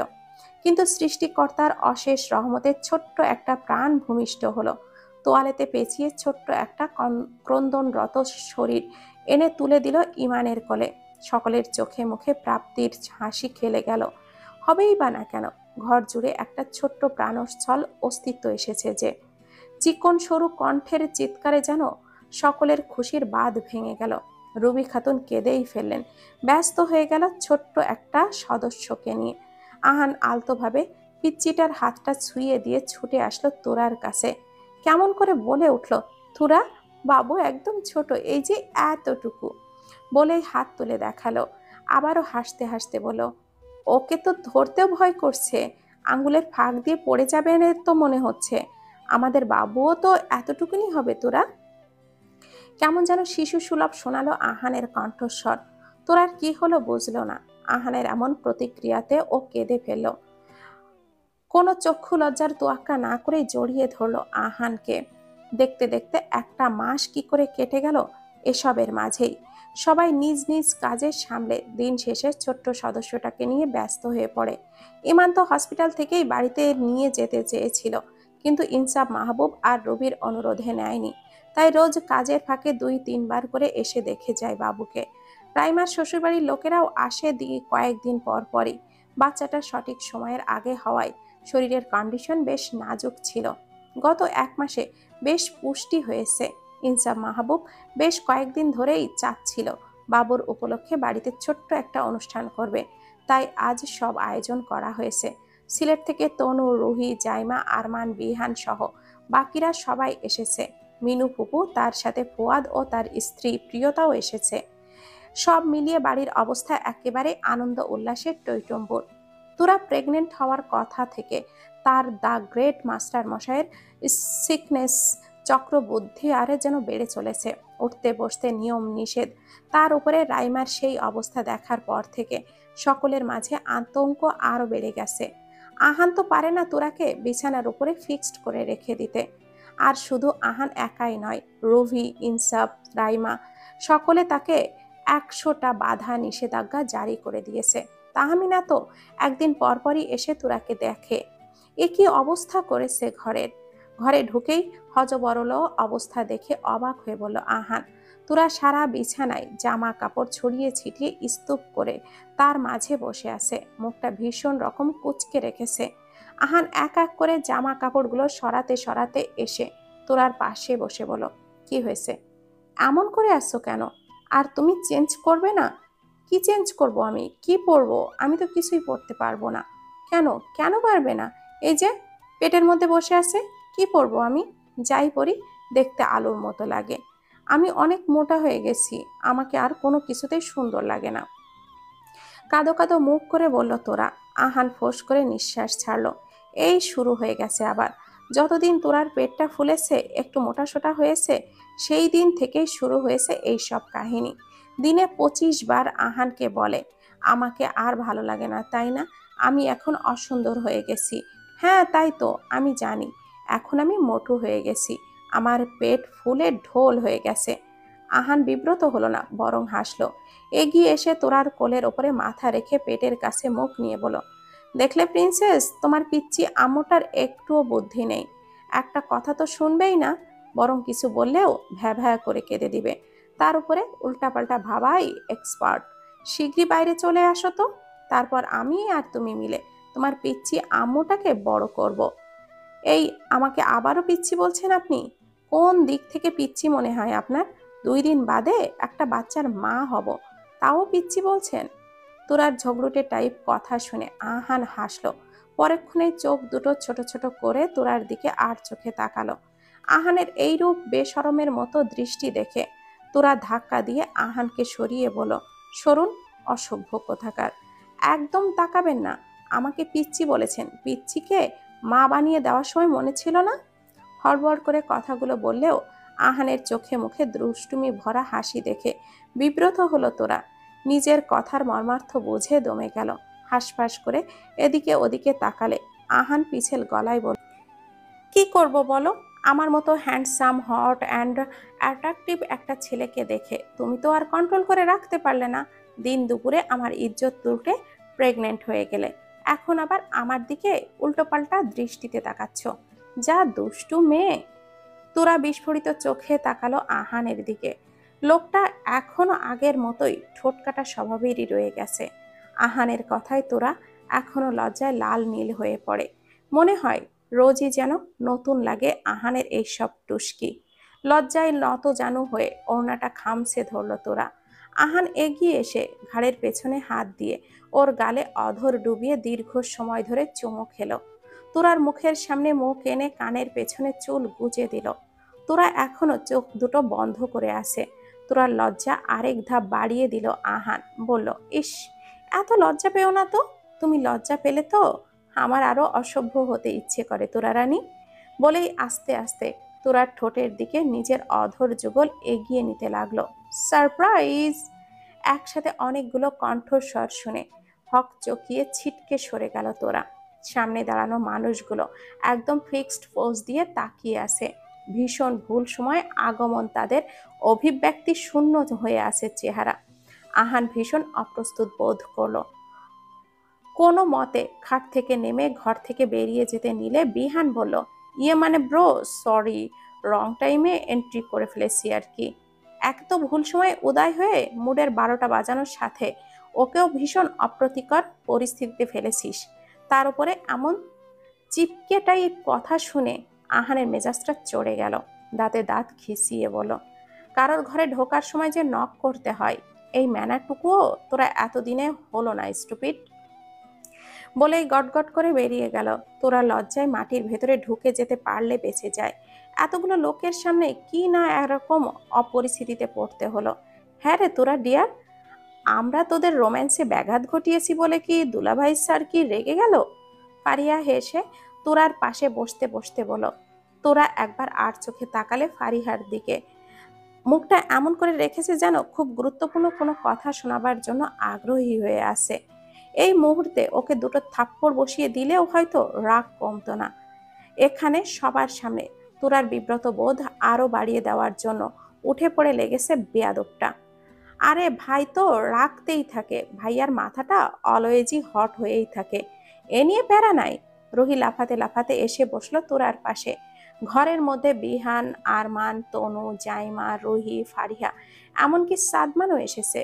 জাইমারা সকালে তো কাল সিলেট থেকে এসেছে, কিন্তু তোরার প্রেগনেন্সির পর থেকে সাদমান আর ফারিহা প্রায় এসে দেখতে ওকে। এখন তো আহান ওকে ভার্সিটিতেও যেতে দেয় না। সবগুলো একই কোয়ালিটির হওয়ায় একদিনের গলায় গলায় ভাব হয়েছে একেবারে। এই তোরা শর্ত সর, আমার অল্প বউকে দেখ। আমাদের আপকামিং প্রিন্সেসের জন্য কি এনেছি? রায়ের বাবুর জন্য আনতে গিয়েছিলাম, তাই ভাবলাম ঘাপুসের জন্য যখন আনবো, ঘাপুস বাদ যাবে কেন? বলেই কতগুলো খেলনার বাক্স বিছানার উপরে রাখলো। এই ঘুপুস নামটা রাইমার দেওয়া। রাইমা প্রেগনেন্ট থাকা অবস্থায় তোরা ওর বাচ্চাটাতে ঘাপুর বলতে, আর রাইমা তখন তোরাকে ঘুপুসের মা বলতো। আচ্ছা, ও যে প্রিন্সেস, এটা কি করে শিওর হয়েছে বলছো তোমরা? ছেলেও তো হতে পারে। না না, আহান ভাই বলেছে ওর বেবি গার্ল হবে, তাই প্রিন্সেসই। তোরা আর কিছুই বললো না, কারণ আহান যা বলেছে এরা সবগুলোই সেটা নিয়েই মাতামাতি করবে, তাও ভালো করেই জানে। এর মাঝে সাদমানকে দরজার কাছে দাঁড়িয়ে থাকতে দেখে তোরা বলল, সাদমান, তুমি ওখানে দাঁড়িয়ে আসছো কেন? এদিকে আসো। এক কোনায় কাছুমাছু মুখ করে রাখা সাদমান মৃদু পায়ে এগিয়ে আসলো। আরমান ওকে উদ্দেশ্য করে বলল, তুমি এমন চুপ করে আসো যে, এনি প্রবলেম ব্রো? আমি তোমাদের বললাম একবার নক করে ঢুকতে, তাহলে তো স্যারের হেজিটেশনে পড়তে হতো না। আসছে ফর্মালিটি ম্যান। তুই চুপ থাক। বউ কি স্যারের একার? আমাদের বান্ধবী, আমরা যখন খুশি আসব। ফারিহার কথায় সাদমানের রাগ হলেও ও কিছুই বলল না। তবে ফারিহার সাথে তাল মিলিয়ে তনুও বলল, সেটাই তো। এই এক মিনিট, তোমরা তো ফিয়ন্সে তাই না? তনুর কথা শুনে ফারিহা খুশিতে গদগদ হয়ে লজ্জা লজ্জা ভাব ধরে বলল, হ্যাঁ, শুধু ফিয়ন্সে নাকি, আমরা তো গার্লফ্রেন্ড বয়ফ্রেন্ড, কিছুদিন পর হাজব্যান্ড ওয়াইফও হব, তাই না সাধু বেবি? শ্যাট আপ, তোর মতো বেশরম ড্রামাবাজ মেয়েকে আমি বিয়ে করতে পারবো না। সাদমানের কথা শুনে ফারিহার চোখ বড় বড় করে খাট থেকে হন্তদন্ত হয়ে নেমে ওর সামনে দাঁড়িয়ে বলল, এই ভদ্রলোকের স্যার কি বললি? হ্যাঁ, এটা আরেকবার বললে তোকে কিডন্যাপ করায় বিয়া করুম আমি। সারা পাড়া মহল্লা বলে বেরিয়েছে যে তুই বলদ আমার জামাই। এবার কোনো সকিনকি করলে তোরে কিন্তু আমি কিমা বানাবো। থামো থামো, ফাইট করবে না। কি বলো, তোমরা প্রেম করার সময় তোমরাও ঝগড়া করছো? জাইমার কথা শুনে ফারিহা মেকি আফসোসের স্বরে বলল, প্রেম, কপাল আমার পুড়ছে এই বেয়াদ্দপটার সাথে পীড়িত করার স্বপ্ন দেখে। খবিস কোথাকার, বই ছাড়া কিছুই বোঝে না, কিছুই চোখে দেখে না। এতই যখন বই নিয়ে পড়ে থাকতে মন চায়, তাহলে আমাকে জোর করে আংটি কেন পরিয়েছিল বলতো? আমি এখন অন্য ছেলের সাথে চুটিয়ে প্রেম করতে পারতাম। ফারিহার এহেন কথা শুনে সাদমান এগিয়ে এসে বলল, এই খবরদার, একদম মিথ্যা যদি বানিয়ে বলেছিস তুই আমাকে ডজ দিয়ে এই কাজটা করিয়েছিস। তুই একটা মিথ্যুকের জাহাজ। মামাতো ভাইয়ের এঙ্গেজমেন্টকে নিয়ে নিজের এঙ্গেজমেন্ট বলে আমাকে ভড়কে দিয়ে তুই নিজের স্বার্থ সিদ্ধি করেছিস। স্বার্থ সিদ্ধি করেছি কেন রে? আমি নাই বললাম। তুই আমার কথা বিশ্বাস করে ঢং ঢং করে আমার বাপের কাছে এসে কেন বলেছিলি আমাকে ভালোবাসিস? তখন হিরোগিরি উতলে পড়েছিল, তাই না? এখন আমার মতো লক্ষ্মী হীরা সোনার টুকরো মেয়ে পেয়ে কদর করছিস না, তাই না? থামো বাবা, থামো। তোমাদের ঝগড়া দেখে এবার লিটল প্রিন্সেসও বিরক্ত হয়ে যাবে। থামো ভাই, থামো। জাইমা ওদেরকে থামিয়ে দিয়ে তোরার কাছে গিয়ে বসে বলো, ভাবি তুমি রেডি হবে না? হ্যাঁ গো, কিন্তু আমার তো কিছুই পছন্দ হচ্ছে না। জাইমা টেবিলের ওপরে কিছুক্ষণ আগে একটা প্যাকেট রেখেছিল, ওটা হাতে নিয়ে বলো, এটা পরো। এই শাড়িটা তোমার ভাই কিনেছে তোমার জন্য। নিচে কাজে ব্যস্ত আছে বলে নিজে এসে দিতে পারেনি। হ্যাঁ হ্যাঁ, ঠিক আছে। ভাই দিক আর ভাইয়ের বউ একই তো কথা। তোরা শাড়িটা বের করে হাতে নিয়ে বলো। জাইমা লজ্জা পেয়ে এলো বেশ, নিচু স্বরে বলো, কি যে বলো ভাবি, ভাইয়ের বউ কোথায় হলাম? ও মা, হতেও আর দেরি কই, বাগদান তো হয়েই আছে। আর ফুপা দেশে ফিরলেই তো তোমাদের চট করে বউ সাজিয়ে বাড়িতে নিয়ে আসবো। সবাই প্রেমিক জুটে ফেললো, বিয়ে হয়ে গেল, আমার আর কিছুই হলো না। এখন আমার থাল হাতে নিয়ে রাস্তায় দাঁড়িয়ে গান গাইতেই ইচ্ছে করবে। বাবা, আমার কি বিয়ে হবে না? রুহির কথা শুনে উপস্থিত সকলে উচ্চস্বরে হেসে উঠল। বিহান, আরমান আর সাদমান আরো কিছুক্ষণ কথা বলে নিচে গেলে জাইমা আর ফারিহা মিলে তোরাকে শাড়িটা পরিয়ে দিয়ে তৈরি করে নিচে নামিয়ে আনলো সাথে করে। বসার ঘরে এসে তোরার চোখ মুখ মন আনন্দে খুশিতে জলজল করে উঠল। এতগুলো মানুষ, এতগুলো কাছের মানুষ মিলে মিশে আজ বাড়িতে ভরে গেছে। খুশিরা যেন বাঁধ ভেঙেছে। এই তো মনে হলো সেই দিনই বউ সেজে অবিন্যস্ত সাজে এসেছিল প্রথম এই বাড়িতে। আর আজ এই বাড়িই তার সব। এই বাড়ি, এখনকার প্রত্যেকটা মানুষ, সব কিছু অবিচ্ছেদ্য অংশের মতো মিলে মিশে গেছে ওর সাথে। বাবা মা বোন দিদুন ফুফু ভাই, এতগুলো ভাই বোন, ফারিহা, সাদমানের মতো নিঃস্বার্থ বন্ধু, সকলে আজ তার। সবাই মিলে একসাথে চোখের সামনে গল্প করছে, হাসছে, ঘুরছে। এত আনন্দ কি করে সইবে তোরা? এত সুখ রেখেছিল সৃষ্টিকর্তা তোরার ভাগ্যে। তাই হয়তো বলে, রব যা করেন ভালোর জন্যই করেন। প্রত্যেকটা পরিস্থিতিতে ধৈর্য ধরে রবের নিকট আর্জি রাখা উচিত। তিনি যা তোমার জন্য নিয়েছেন তার দ্বিগুণ তোমাকে ভরিয়ে দেবেন। বাবাকে হারিয়ে নিঃস্ব বিধ্বস্ত অবস্থায় যেদিন এই বাড়িতে এসেছিল, সেদিন কি তোরা এতটুকুও ভেবেছিল যে আজকের মতো দিনটাও তার কপালে আসবে? স্বামীরূপকে যাকে কবুল করেছিল, তার অপমান প্রত্যাখ্যান দেখেও কি কখনো ভেবেছিল সেই মানুষটাই আজ তার সুখের সর্বোচ্চ মাধ্যম হবে? Come here my highness. আহানের ডাকে ধ্যান ভাঙল তোরার। আহান ভীষণ যত্নে তোরার হাতটা ধরে সোফাতে রাইমার পাশে বসিয়ে দিল। রাইমার কোলে 1 মাসের ফুটফুটে একটা বাচ্চা হাত পা নাড়িয়ে খেলা করছে। তোরা কোলে নিতেই কেমন যেন গাল বাঁকিয়ে দিল। আপু দেখলে, ঘাপুস আমাকে দেখে হাসছে। ঘাপুর তোকে দেখে না, তোর পেটের মধ্যের ঘুপুসটাকে দেখে হাসছে, বুঝলি? রাইমার কথায় খিলখিল করে হেসে দিল তোরা। পরম আদরে ছোট বাচ্চাটার কপালে একটা হামি এঁকে দিল। সময় ভারী অদ্ভুত, এর ছুটন্ত গতিতে থামানো বা মন্থর করার সাধ্যই কারণ নেই। একবার চলতে শুরু করলে অবিনস্ত ধারাই বইতে থাকে। এই তো সেদিন জানতে পারলো তোরা প্রেগনেন্ট। এই তো হাসি খুশি দিয়ে সময়গুলো যাচ্ছিল কেমন করে পানির মতো ফাঁক দিয়ে। 9টা মাস বেরিয়ে গেল, বুঝতেই পারলো না। আজ সকালেই আহান ভার্সিটির জন্য বেরিয়েছিল। ইদানিং খুব বেশি জরুরি কাজ ছাড়া বাইরে বের হয় না, তোরার সাথে সাথেই থাকে সারাটা সময়। তখন বাড়ি থেকে ফোন এলো। এক লহমা দেরি না করে ছুটলো আহান হসপিটালের উদ্দেশ্যে। চোখ মুখ ফ্যাকাশে হয়ে উঠেছে, হাত পা ঠান্ডা হয়ে এসেছে। দৌড়াতে দৌড়াতে করিডোরে উপস্থিত হলেই রুবির কান্নারত মুখটা দেখতে পেল। তাহমিনা পাশেই বসে তসবিহ জপ করে যাচ্ছে।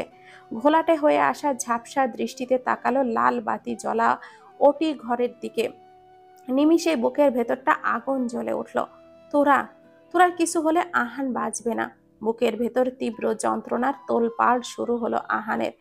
যন্ত্রণায় কাতর হয়ে চোখ ভরে রাশি রাশি পানি এসে মিশ্রিত তোরার নিষ্পাপ চেহারাটা চোখের সামনে ভেসে উঠল। নিদারুণ কেঁপে উঠল অন্তরের অন্তরস্থল। এই ভয়টার জন্যই এক মুহূর্ত তোরাকে চোখের আড়াল করতো না।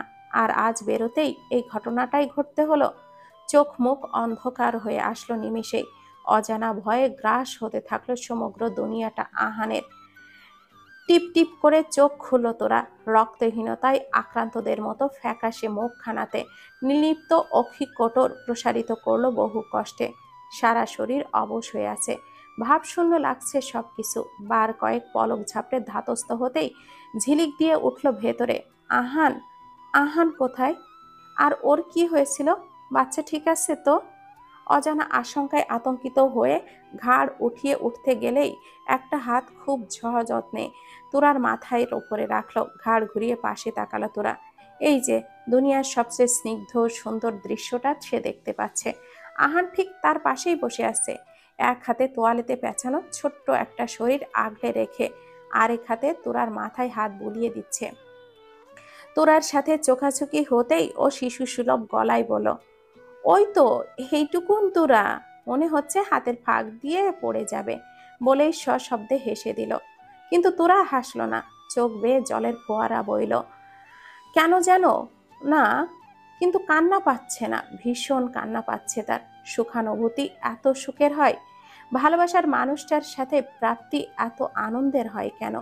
বাচ্চাদের মতো ফুপিয়ে কেঁদে উঠল। এত সুখে কিরকম অভিব্যক্তি দেওয়া উচিত ওর জানা নেই। আহান থামলো না তোরাকে। তোয়ালে জড়ানো ছোট্ট শরীরটাকে রাখলো তোরার বুকের ওপরে, আলতো করে বাচ্চা সহ জড়িয়ে ধরল। তোরার কপালে শীতল উষ্ণ মিশ্রিত প্রগাঢ় স্পর্শে ঠোঁট ছুঁয়ে দিয়ে বলল, সুহাসিনী প্রেয়সী প্রিয়তমা আমার, তুমি আমার হাসি মাখা চাঁদ, আমার স্বর্গীয় প্রাপ্তি আনন্দ ভালোবাসা, আমার শরতের পরিস্ফুটিত নির্মল কাশফুল, আমার বসন্তের সুর তুমি। তোমার স্পর্শে ভালোবাসাই পূর্ণতা আজ। দেখো ভেঙেছে সকল খুশির বাঁধ। সারা জীবন রব তুমি আমি দুজনে, শুধুই দুজনার।